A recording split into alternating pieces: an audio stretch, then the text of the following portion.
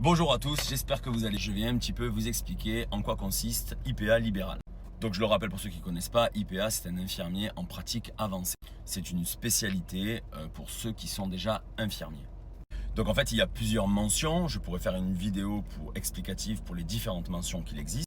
Moi la mention que j'ai choisie c'est PCS, pathologie chronique stabilisée. Donc en fait on travaille en cardio, en neuro, en pneumo et en endocrino, exclusivement en diabéto. Voilà pour moi tout l'intérêt d'être IPA libéral, c'est-à-dire que je peux choisir de travailler avec un médecin généraliste où j'aurai vraiment toutes les pathologies, ou alors travailler avec un spécialiste comme un cardio, un pneumo, ou un neuro, ou un endocrino. Et à ce moment-là, je me spécialise, je me surspécialise en fait. Donc voilà, en fait, tu peux travailler avec tous ces médecins, ou alors travailler seul, puisque maintenant on a l'accès direct. Je pense pas pour le moment que ce soit très viable, mais en tout cas, tu peux. Donc le statut d'un IPA libéral est exactement le même qu'un IDE libéral en fait, c'est exactement la même chose. Donc oui, c'est un BNC, c'est-à-dire c'est des bénéfices non commerciaux. La compta et moi, ça fait deux. Mais en tout cas, moi qui exerce toujours en tant qu'infirmier libéral et en tant que IPA libéral, il n'y a pas vraiment eu de changement.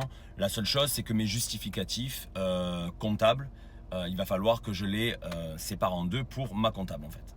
Par contre, nous ne sommes pas du tout soumis à la même nomenclature d'actes que les infirmiers libéraux.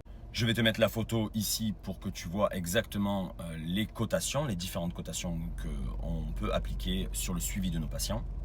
Et ensuite, il existe aussi des actes spécifiques pour les IPA, qu'ils soient libéraux ou en structure, pour laquelle je vous conseille plutôt, comme la liste est relativement longue, d'aller voir sur Légifrance et vous verrez ce que est habilité un IPA à faire comme acte sans prescription médicale en fait.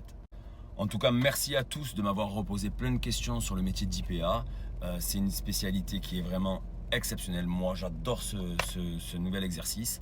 Donc, je me suis peut-être décidé à reprendre un petit peu un format IPA. Donc, n'hésitez pas si vous avez des questions. Et c'est avec grand plaisir que je vous y répondrai. Je vous souhaite une bonne journée.